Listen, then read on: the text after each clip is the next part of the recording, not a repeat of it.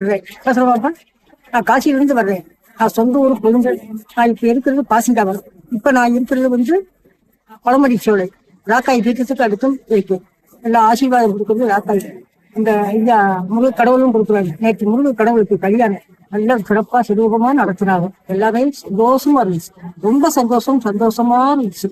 மக்கள் பூரா ரொம்ப எல்லாருமே ரொம்ப ஐயாவுடைய சக்தி, முருகனுடைய சக்தி, ஆறுபடை சக்தி, ரொம்ப விருப்பமான சக்தி.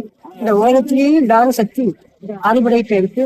இந்த ராக்காய் அம்மாவும் அழகமலையான இந்த கற்பனும் எல்லாமே நல்லா ஒன்கூடி முருகக்கடவுள் சாமியாரானே. ஆனா என்னமோ ஒரு சூழ்நிலை ஆக வச்சிருச்சு.